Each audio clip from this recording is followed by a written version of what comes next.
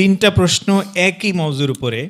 এটা ওই যে ভোট এবং জোট এবং বিভিন্ন ইসলামী দল একসাথে আমাদের দেশে আপনি জানেন একসাথে তারা এখন যে পরিস্থিতি তারা করতে চাচ্ছে, তো এই ব্যাপারে বলছে যে তারা যে চেষ্টা করতে চাচ্ছে তারা রাষ্ট্র কায়েম করবে, এই ব্যাপারে কি উপদেশ এবং এটা কি সঠিক পন্থা কিনা এবং এই ব্যাপারে তাদের কি ভূমিকা থাকতে পারে, আমাদের দায়িত্ব। ইমাম মালিক রাহিমাহুল্লাহ, জি, স্বর্ণযুগের ইমাম এবং 4 ইমামের অন্যতম ইমাম, মদিনার তিনি ইমাম দারুল হিজরা, তিনি বলেছেন লাই ইয়াসলুহা আখিরু হাযিহিল উম্মাহ ইল্লা বিমা সালাহা বিহি আউয়ালুহা। এই উম্মতের শেষ জামানা পর্যন্ত যে কোনো সমস্যার সমাধান একমাত্র সেই পথে হবে যেই পথে ইসলামের প্রথম যুগের মানুষদের সমস্যার সমাধান হয়েছে। অর্থাৎ নবী সাল্লাল্লাহু আলাইহি ওয়াসাল্লামের আমল এবং খোলাফায়ে রাশেদ আবু বকর, ওমর, ওসমান, আলী রাদিয়াল্লাহু তাআলার জামানায় যেইভাবে খেলাফত কায়েম হয়েছে, ইসলাম রাষ্ট্রীয় পর্যায়ে কায়েম হয়েছে, সেইটি হচ্ছে ইসলামের পথ। এর ভিন্ন কোনো ইসলামী পথ নেই। সুতরাং এসব পথগুলি হচ্ছে মানুষের তৈরি করা পথ, এতে কোনোদিন শান্তি ফিরবে না, অশান্তি ছাড়া কিছু হবে না। আসলেও প্রথম কথা আসতেই দিবে না ইসলামের নামে, আর যদি আসেন তো টেনে হেঁচড়ে ফেলে দিবে, কারণ সব আগাছাতে ভরা, আগাছাতে ভরা। আপনার অবস্থাই তৈরি হয়নি যে দেশের অধিকাংশ জনগণ ইসলামকে সাদরে গ্রহণ করবে। জি, কারণ চোর ভালো করে জানছে ইসলামকে গ্রহণ করলে তো আমার হাত কেটে যাবে, ঠিক না? খুনি ভালো করে জানছে আমি তো বাঁচতে পারবো না, জেনাকারী ভালো করে জানছে যে আমাকে তো কঠিন শাস্তি দেওয়া হবে, তাই না? সুতরাং কখনো মেনে নেবেন, অধিকাংশ অসৎ লোকেদের মাঝে কখনো এইভাবে রাষ্ট্রীয় পর্যায়ে ইসলাম কায়েম হবে না।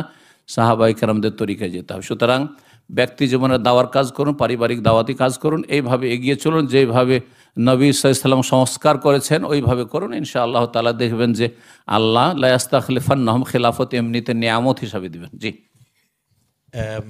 মাযহাব মানে কি ফরজ আর আসর এবং ফজর, এখানে কিছু মসজিদ আছে দেরিতে হয়, এই ব্যাপারে মাযহাব মানে কি ফরজ?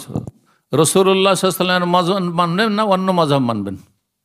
উত্তর, রাসূলুল্লাহ সাল্লাল্লাহু আলাইহি ওয়াসাল্লামের মাযহাব কি 4টি বলে গেছেন তিনি, যে তোমরা হানফি হইতে পারো, শাফি হইতে পারো, মালিকি হইতে পারো, হাম্বলি হইতে বলেছেন নাকি?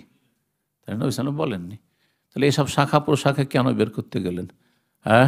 মযহাব হচ্ছে ইমামের মতামত। ইমামের ওপর কোনো ওহী এসছে কি? কোনো ইমামের ওপর আবু হানিফা, শাফি, মালিক, আহমদ ওহী আসেনি, তাই না? আচ্ছা, ইমামদের চাইতে সিনিয়র কি আবু বকর, ওমর, ওসমান না? তো রাসূল ছাড়া, আম্বিয়া রসুল ছাড়া কোনো মানুষ কি ভুলের ঊর্ধ্বে?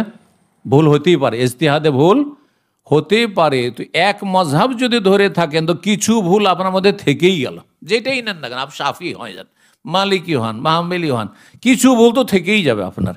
তো আপনি কি কিছু ভুলের মধ্যে থাকতে চান? আমার যুক্তিটা ভালো করে বুঝেন। জি, কখনো থাকতে চাইবেন না, বুঝলে?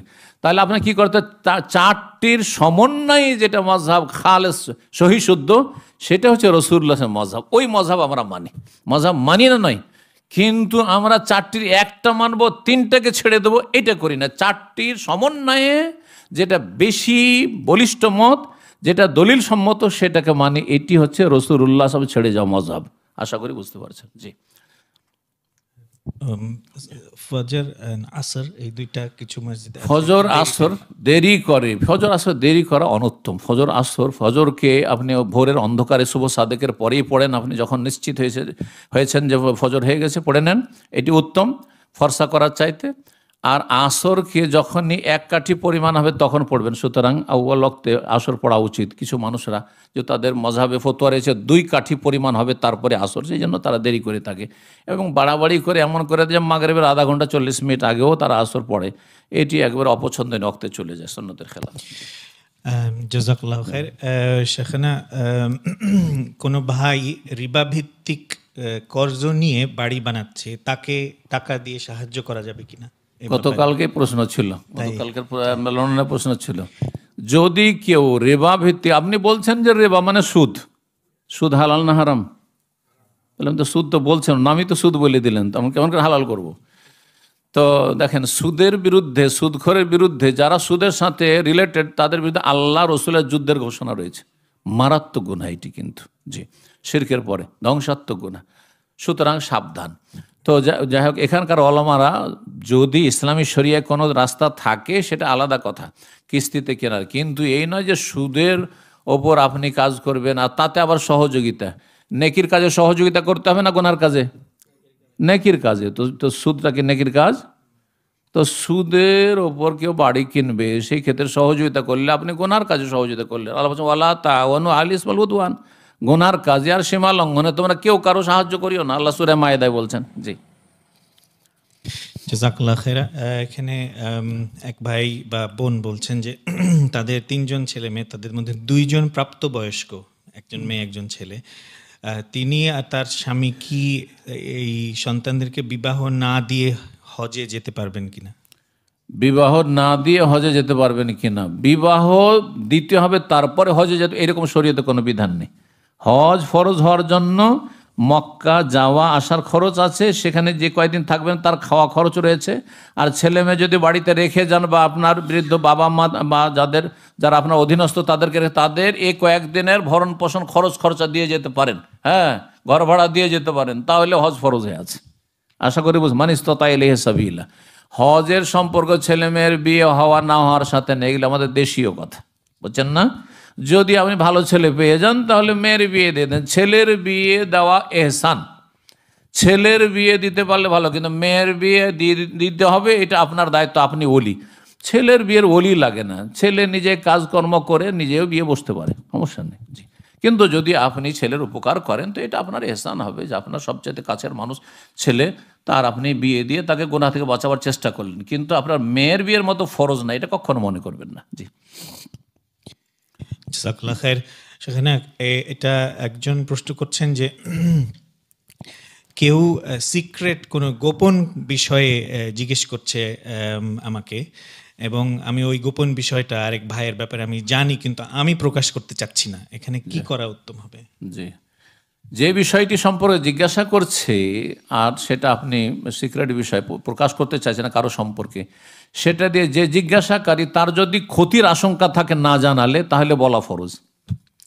যেমন হয়তো ছেলেটাকে জামাই করবে ধরেন, বা ছেলেটার সাথে ব্যবসা করবে, ছেলেটাকে ধার দেবে, আর তার চরিত্র খারাপ, আর আপনাকে জিজ্ঞাসা, আচ্ছা ভাই বলেন অমুক ব্যক্তি সম্পর্কে যে ওকে আমি মেয়ে দিতে চাইছি, অথবা তার সাথে আমি পার্টনারশিপ ব্যবসা করতে চাইছি, অথবা তাকে ধার দিতে চাইছি, ও ধার চেয়েছে, তো আপনার কি মতামত? আপনি জানছেন যে সে ভালো লোক না, তাহলে আপনার জন্য বলা ফরজ।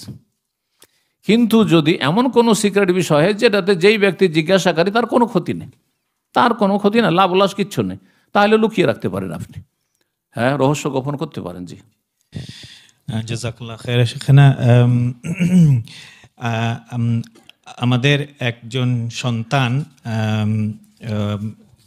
খুবই অবাধ্য এবং দিনের আমল, প্রাপ্তবয়স্ক হয়ে গিয়েছে। দিনের আমল এবং কাজ এবং সালাত এবং সত্য কথা মিথ্যা এগুলির ব্যাপারে খুবই খারাপ চরিত্রের অধিকারী। তার ব্যাপারে আমরা পিতামাতা হিসাবে কি করতে পারি?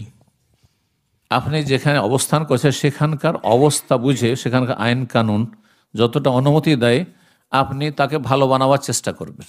সব জায়গায় একই রকম না, যেন বাংলাদেশে যেভাবে শাসন করতে পারবেন এখানে তো আর পারবেন না, তা আপনারাই জানছেন।